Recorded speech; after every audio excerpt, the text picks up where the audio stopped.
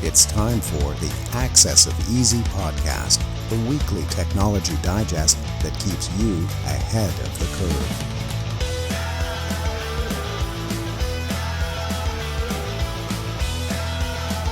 Brought to you by EasyDNS.com.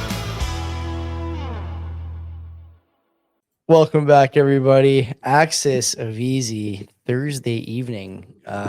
Not quite happy hour. It's after happy hour now. This is number 351. My name is Joey. That's Len, brother. What's going on over there? How the heck are you? Living the dream, man. The weather's good. Tomorrow is going to be the first time we're going to play a full round of golf in quite some time.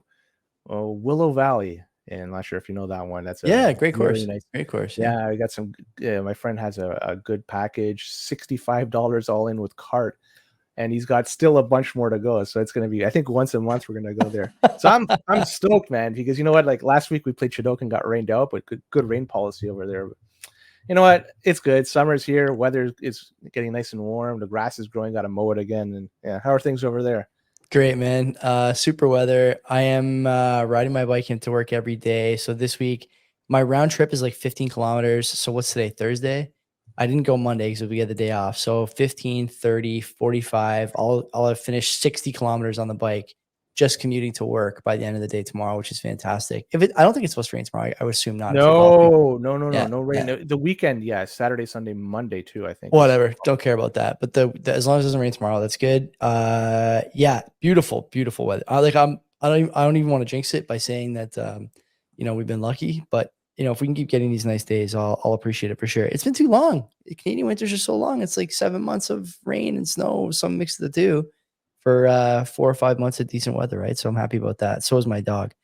Anyway, this is gonna be his first summer he's gonna experience, right? Yeah. He was born in August last year, so he's experiencing the heat. I have to get him groomed. I'm trying to find a groomer that will take him, but everyone's busy, of course. Anyway, Access of Easy. Last week's quote: "Life's tragedy is that we get too old or get old too soon and wise too late." That was from Ben Franklin, and Garen got it right. Congratulations, Garen. Well done. This week's quote, Len: "Peace is not absence of conflict. It is the ability to handle conflict by peaceful means." Wise words. If you know who that was from, who said that, put it in the comments. No cheating, no looking it up, no Googling. You guys know the deal. And your next round of renewals is on Mark & Co. if you're the first person to get it right. So, Len, we got how many this week? 1, 2, 3, 4, 5.5 stories to cover from Mark and Joan. Where do you want to start? We got a couple bangers here. I just want to say, I'm surprised that the Windows update about the screen capturing stuff didn't make it in here. Do you know about that? No. We'll see that eventually. Or maybe while you're reading this story, I'll see if I can find it. We'll add it to the bonus content to the list. Yeah. You're welcome. You're welcome. So yeah, okay. I'll start off with then. I'll try to go as I'll be as long as possible to buy you some time, even though we'll do that story last, Joey. But YouTube, and there's some issues going on over there where people are exploiting that system to spread malware and scams. And everybody out there knows about phishing emails that are being used by scammers, right? Those are emails that are sent to appear to be from legitimate sources.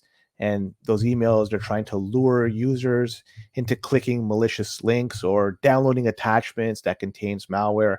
Well, fake collaboration opportunities are another tactic. And that's where scammers are impersonating well-known organizations or content creators.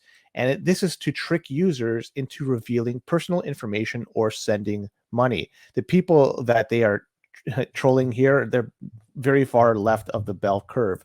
So even compromised video descriptions can be misleading because the scammers might alter the descriptions to include links in it, and that would be to malicious websites or software downloads. Mm-hmm. So this is an emerging threat of deepfakes that's on YouTube. And deepfakes are videos that have been manipulated using AI to make it appear that somebody is saying or doing something that they've never done. We've seen a lot of this on Twitter for very short clips, and it's now, unfortunately, it's made its way to YouTube.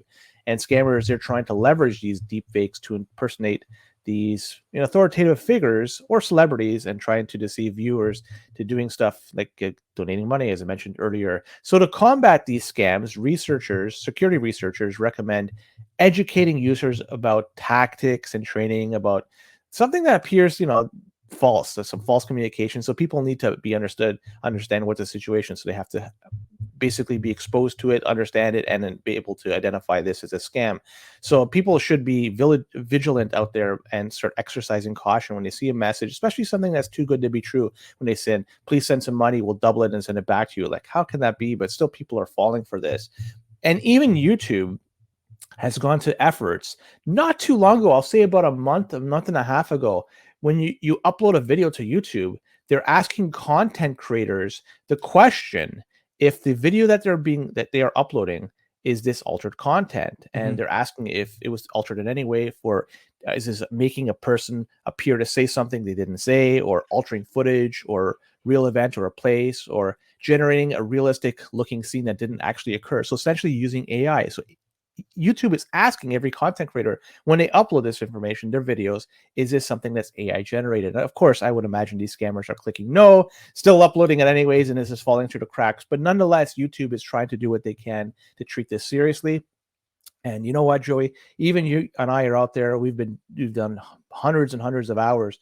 And that's the one thing I kind of wonder, because, our voice or likeness could easily be used, and in such a way, just, use it, AI, do something. It wasn't us, but it sucks. This is the reality. This is the 21st century, and there's a lot of things going on that, that just a lot of shadiness, and it's too bad. So sad.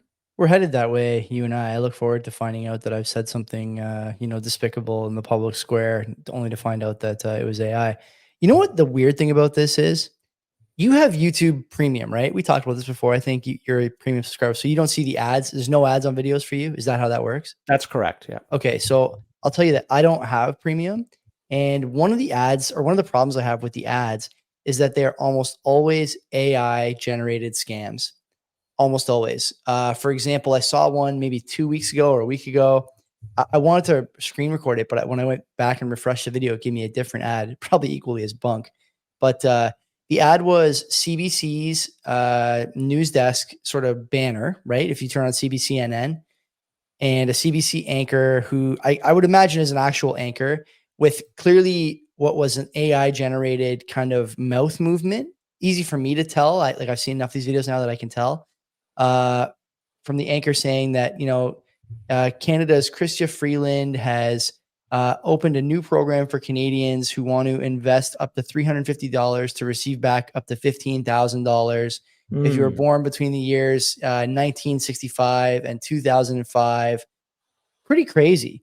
So when I hear that YouTube is like, quote unquote, cracking down on things like this, I got to call BS, because all the ads are this exact thing. And how many times have you and me seen like the Sailor videos running on YouTube with the Monero, Bitcoin, Litecoin, XRP donation QR codes, where he's talking about some stuff that he did in the past, and it's like AI generated speech or whatever. This stuff is everywhere. And YouTube is the culprit more than they're the arsonist more than they're the firefighter in this, in reality. And yet here I am, reading that they're trying to crack down. They're taking money from these guys for ads. So there's a gap here. Where's the gap? Why does this gap exist? Clearly there's something going on behind the scenes that you and I are not privy to here. Yeah, their advertising department is not teaming up or not speaking to the people in the compliance department. Yeah. So they're in two different wings of the YouTube building, so they don't interact too much. They're all working from home. Or they're working from home, and some may be in the western side of San Francisco, and the others could be maybe in Oakland, for instance. And crossing that bridge is brutal. So you can understand, right? Like that's the way it is. Anyways, this is the way business is done. Yeah, no problem. So let's go over and talk about Europol data. And there was a breach over there. And Europol, that's the law enforcement agency for the European Union. Well, they recently shed some light on something, because they're encryption standards. Let's be honest. This is really what's the gist of it. So Europol has been vocal advocate for weakening encryption standards. And they have been arguing that strong encryption hinders law enforcement investigations into criminal activity. That's a great argument that they're saying. But however, there's been a recent data breach at Europol itself. And this raises the questions about the agency's own cybersecurity practices and its stance on encryption. I find this to be rather rich here. And so the nature and severity of this data breach remains, this is troubling, somewhat unclear. And while Europol is downplaying the incident, some reports suggest that the leaked data may include classified information and potentially compromising sensitive law enforcement operations. And this inconsistency between Europol's public statement and the severity of this breach has caused a lot of criticism for the agency's handling of the situation.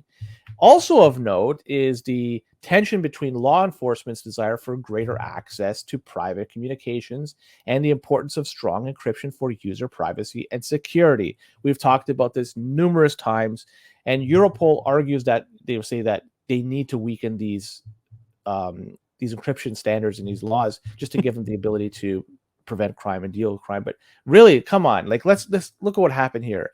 They were pwned here. They must have had terrible cybersecurity protocols, or their encryption practice or the encryption that they're putting into play is just not strong enough. So there you go. And who's the people that are benefiting from this? The hackers. And who's impacted? Well, the people that they had their data stolen. So it could be somebody that has a criminal record, or even somebody that they're just doing an investigation on that doesn't even have a criminal record. Now these hackers have that information, maybe their home address, where they work, how much they make, and so much more information. And they could use this to really seriously harm these individuals. Europol, man, that's not good here, man. Just you dropped the ball pretty bad. Well, I don't even know what I'm supposed to say about this. We have this story basically every week with just the names changed. Like first on the topic of, this access they want to everyone's communications, it's ridiculous. And there's nothing else to say about that. As far as the hack itself, it's almost guaranteed to contain classified information. Is it not? Europol is a huge organization. Clearly they have stuff that they don't want other people to see, which makes me laugh. I think the other thing I would note here is that, there's a need for privacy among this organization and others, but not for the individual. They don't see the, clear juxtaposition there, the clear kind of hypocrisy. My windows can't be open, but yours have to be open all the time. That's, it's just kind of common sense. There's a need for privacy among all people, all corporations, all, individuals and whatnot. And the lack of willingness to be fair in their assessment of when and where privacy is required, it's not good faith, I don't think, to be honest with you. And I don't expect it to change, but I do expect, like you said, these attacks to continue. And for the hackers who are sort of infamously and notoriously agile to continue to be the winners more often than not. So, look out for another story like this next week. Look forward to talking to you about it. And 100% they got sensitive information. You're exactly right. Because what else does Europol have in their database? There's only sensitive information. Like if it has to be hacked, it's sensitive. Yeah. This is the other thing I don't get. Right? We talked about this before. Like could be the lottery that they're running. Like so maybe that. Listen, if I had to hack it, if I had to hack it, it was sensitive by definition, right? This idea that like, they didn't get anything important. Well, why is it password protected? Why is it behind, the closed doors, walled gardens, whatever? Because it's sensitive. That's why. You can't pretend it's not. It's all sensitive. Otherwise, you'd have it on your website. If you don't, then come on, man. It's like crazy. God, this is every week it's like this. I just wind up getting fired up. Let's talk about, there's something going on, cybercrime, that is... Well, we've heard about the breach forums. This was last week. This was last week we did this. We've talked about them in the past. I'm fairly sure we talked about, but this notorious cybercrime forum known as breach forums. Well, some interesting stuff going on. The forum gained some level of fame for serving as a marketplace for stolen data, right? And this includes login credentials, financial information, and other sensitive information they had stored over there. People were just selling it. But just as you mentioned last week, law enforcement, believed the FBI, took action by seizing the forum and effectively shutting it down, at least for now. It looks like the administrators behind the breach forum, they are determined to revive their operations. They love it. They love it so much because they're even planning to do relaunch on the dark web. And the dark web refers to a hidden part of the internet that can only be accessed through specific software, and it's making it very difficult to capture people and find people. So a lot of illicit activity takes place over there. Anyways, the forum administrators, they have already secured a new address on the dark web. So spinning up a new website is likely the next step. So while some of the forum administrators were apprehended during this FBI, or at least perceived to be FBI takedown, it remains unclear whether these arrests are directly linked to the forum's planned return, because there's speculation that one of the arrested administrators may have cooperated with law enforcement by surrendering login credentials in exchange for leniency. But nothing has been confirmed by official sources. So right now, it remains to be seen how law enforcement will respond to the forum's relaunch attempt. But it looks like this is going to happen. And if it does, and they can't take it down, it just goes to show you that it's a toothless endeavor to try to stop these types of websites, especially on the dark web. You were breaking up a little bit there when you were reading the story, so I hope people can, it's okay, but people should be able to make out what the story is. We talked about this last week, like you mentioned. Len, if these guys can't get down something like breach forums, what can they get down? Nothing, because nothing. If you're able, right, essentially nothing. It's a toothless. They can bark all you want. It's as bad as it gets. Right. You can't keep it off the internet. Like what? Then what can you keep off the internet? This is why when people say that like censorship and pulling stuff off the internet is sort of this fruitless exercise, part of me says that that's true and we should fight against it. But the other part of me is kind of like, let them try. Like what's the track record like for stuff like this over the years? It's not been great. That's for sure. And this one, it's funny. I was talking to Mark about this in Montreal. And the funniest thing is that people actually like spend time accessing these forums. They put up all the stuff. The data is all there for people to use and steal and whatever. And, even with all that, they're so confident in their ability not only to remain anonymous and continue to use the forum, but someone in that lot is confident enough to put up the website again. That to me is just like an example of they know something you don't know. And that something is that it's impossible to get this stuff down if you know the right people and understand what you're doing. And this is a great example. Are we going to get 3 weeks in a row for this story next week? Like what are the odds? Maybe takedown, a second takedown. They got to monetize this somehow. I'm talking about not just the people that putting up the website, but maybe even the people like in the SEC. Let's make an ETF out of this, right? And just let's do that. Approve it and just list it. It's like our BRCH. It's actually a 2x levered takedown ETF. The options are limitless, Joey. Let's talk about Siren. And this is a new email list that specifically aims to distribute threat intelligence relevant to open source projects. This intends to be a central hub where developers, security researchers, and anyone interested can engage in discussions about security vulnerabilities. Also exploits, they could talk about that, and also best practices as a way to address all this garbage.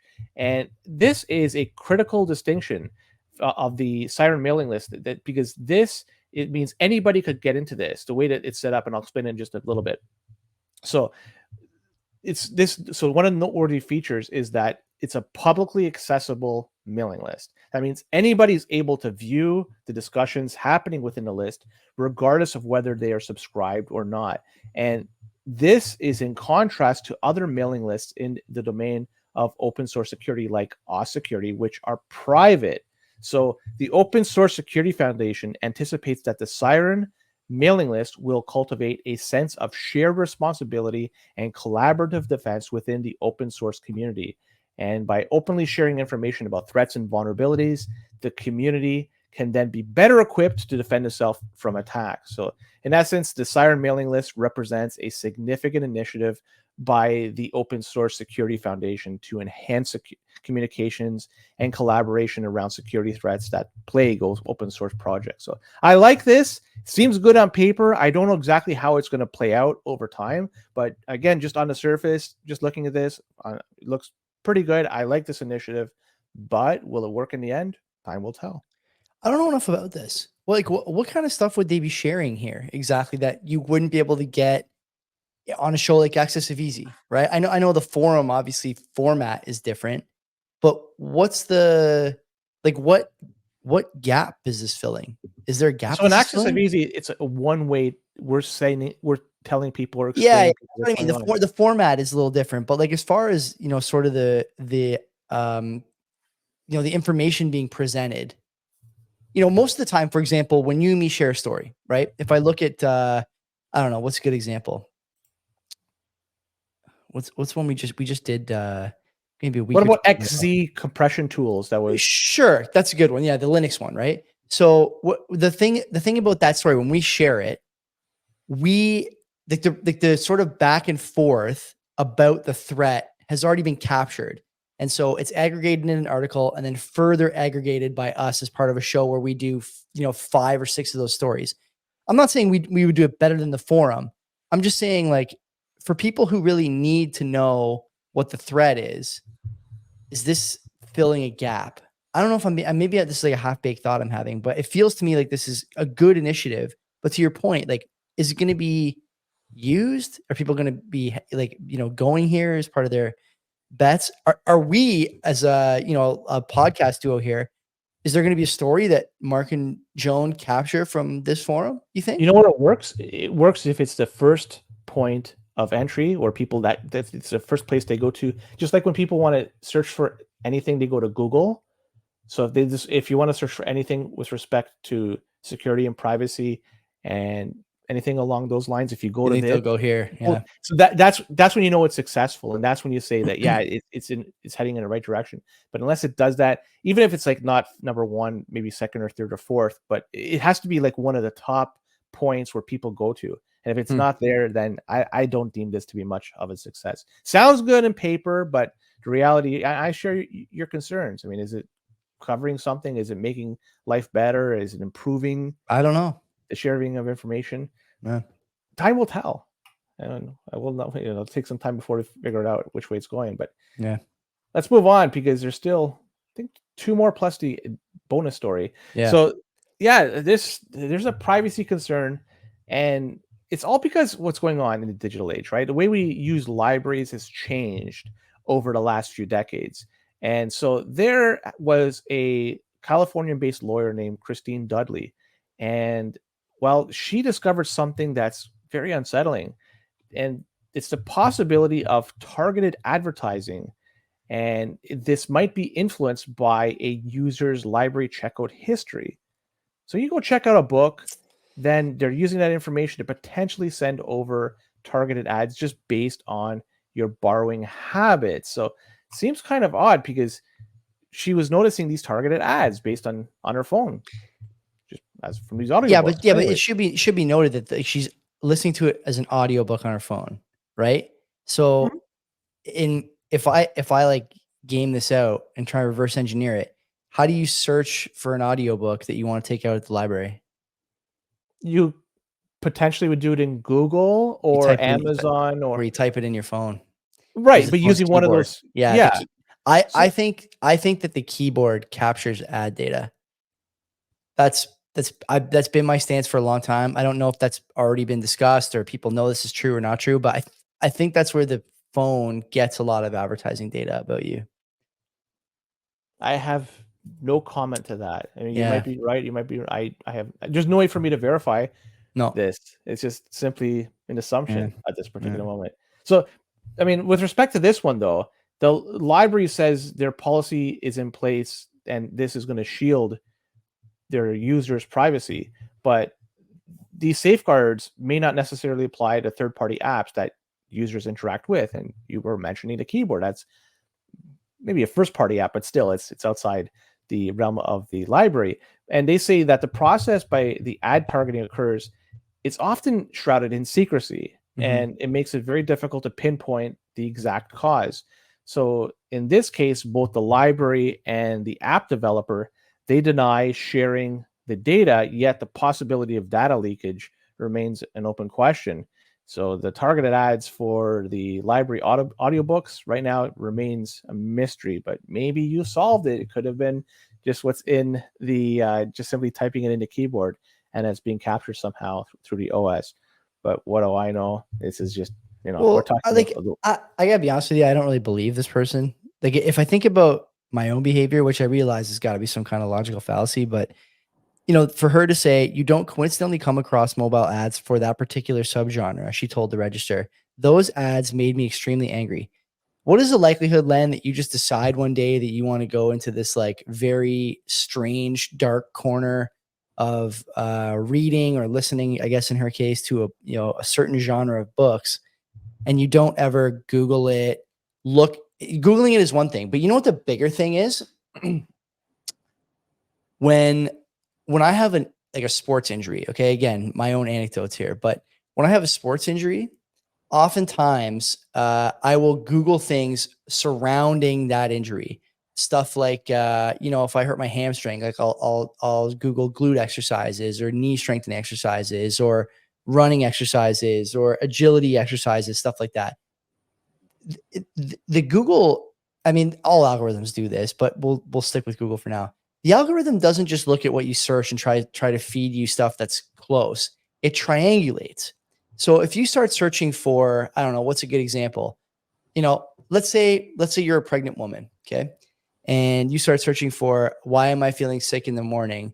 Why am I suddenly bloated all the time? Why is my libido up or down? Why do I have these weird cravings? And you start getting fed ads for strollers and cribs. It's not because this thing is reading your mind or because you bought a stroller or a crib.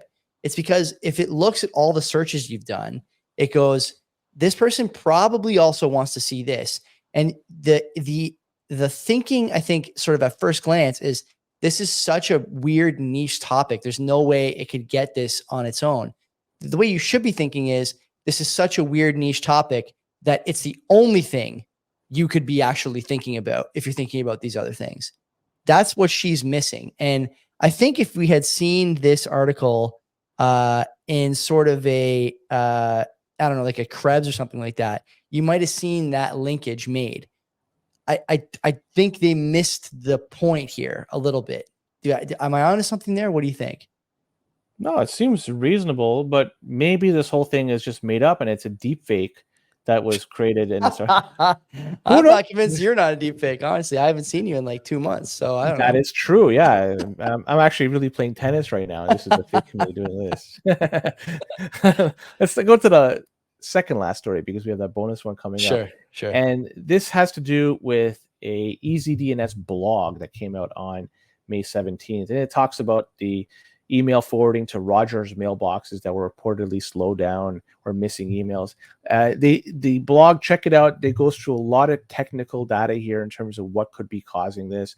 Could be stricter enforcement of email providers that are more likely to flag or even reject emails that fail some authentication checks, or could be other options for slowdowns. Could be some wildcard forwarding and destination mailbox problems, because even destination mailbox could be full or have other issues. But what I suggest, if you have been noticing issues, go on the blog, take a look at this. They provide some remedies and explanations as to a way to get around this, and at least you'd be informed why this is the case. So good on EasyDNS to inform the customers, give them information so that they can take this moving forward and be informed. Mark really is the best. He always takes care to make sure that his customers understand what's going on and why. So we're going to do him this favor here and add some bonus content. This is for you, Mark and Joan, okay? Disappointed you didn't have this on the list, but I'm going to put it on the screen here now for people on the video. Len, you're going to love this, okay? Microsoft details Windows 11 recall AI privacy security. It records the screen. So Microsoft in its Windows 11 operating system is implementing this thing called the recall, which basically uses an AI model to record everything on your screen. So you can go back to certain points to see something, remind yourself of what you were doing, whatever.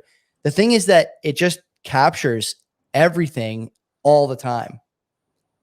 And it says here it doesn't capture anything that's like DRM or password related, but I don't know, Len. It seems to me like this is a bad idea to have all this information stored somewhere, either presumably on device or off device. Some great screenshots here.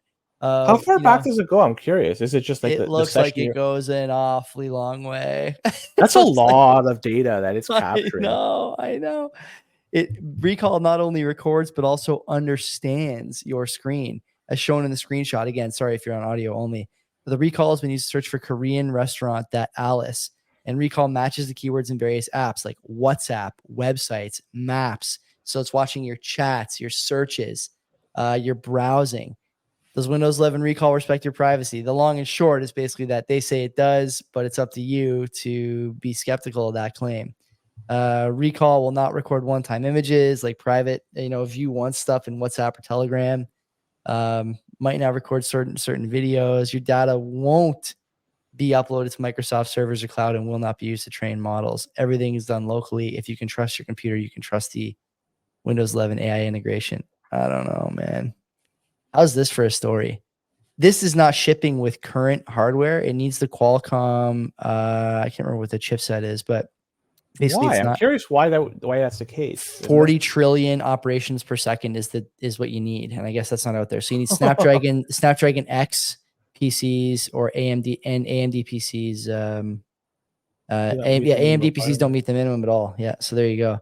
Yeah, it will begin shipping with the new Qualcomm Snapdragon X Elite and Plus on June 18th. So I'm not to defend this. Obviously, this is for privacy sense. It's brutal, absolutely brutal.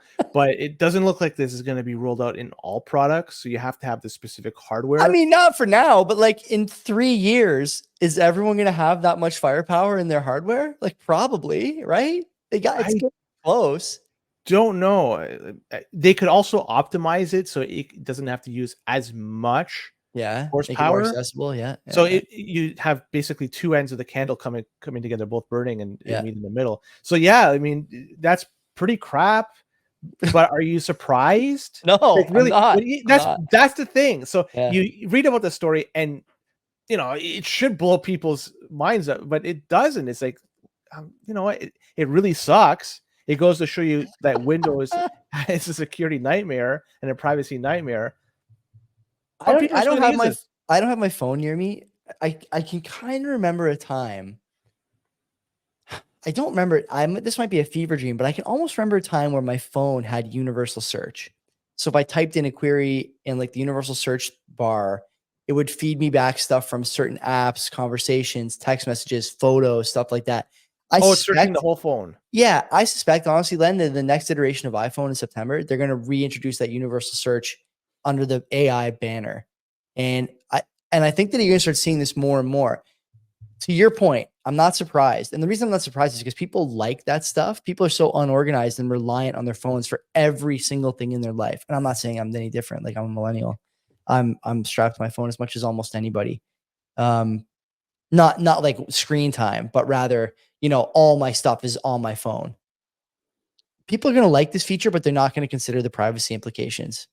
That's as people move away from the home PC, save for really specialized uses, maybe it's not as bad as having it on your phone. Like maybe, if I think about the way we do CBP, the workflow, like if it could tell me stuff about files I've used and files I've searched, and I can go back and check like render settings on video or render settings on audio. Like I might be able to find that useful, but at what cost? It's really going to record everything I do and put context around it. It just doesn't, like, the juice isn't worth the squeeze, like that's how it seems to me from a privacy standpoint. Well, look at it from using Google. Doesn't it already kind of do that when you use the Google search engine? Yeah, it tracks all your searches. Yeah. So this is just doing it on a broader scale. I'm not defending this. I'm just I actually kind of like that feature, but you're right. It's, again, like the juice is not worth the squeeze. For the number of times you use it, what are you giving up?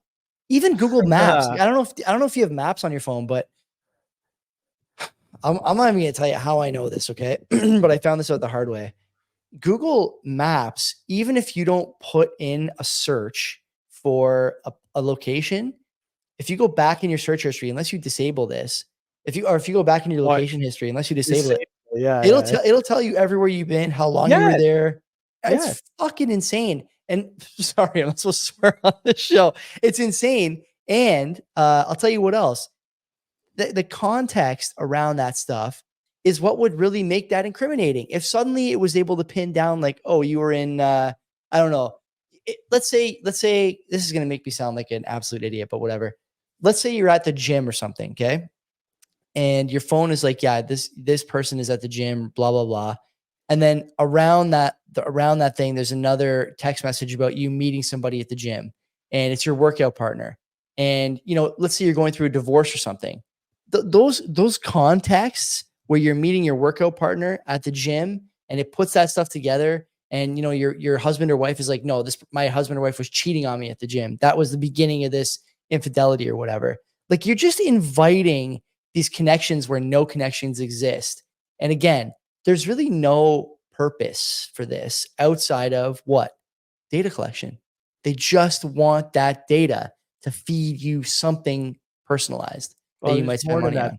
They crowdsource a lot of data too. So when you go to a place, it's going to say how busy it is, just based on the phones that are there, or traffic and stuff like that. So a lot of this is crowdsourced, and I have maps, but it doesn't give any information. I run Graphene, and every time I open up maps, it asks me, "Do you want it to connect? Sorry, do you want to give it access to location?" And I always click no. So if you go through my history, you can see when I started using Graphene, it stopped collecting that information. And that's exactly it. Like the maps is huge. It's taking a lot everywhere you walk. Like you even take a bike, it just knows your route. Do you want somebody or something having that information, having a profile built for you when you leave the house, when you come back, what route you take? If you are okay with it, I mean, all the more power to you. But if you don't, take action. There's options available to protect you and your privacy. Yeah. Very dicey. Anyway, there you go. Mark and Joan, free content for you this week. That was Access of Easy number, what did I say? 351? 351, right? No, hang on. I got it to 351. Yeah, 351. Hope you enjoyed it. Come back next week. Subscribe to the podcast. Subscribe to the YouTube channel. And yeah, enjoy your weekend. That was the latest and greatest in data breach and overreach, and we'll see you next week. Take care.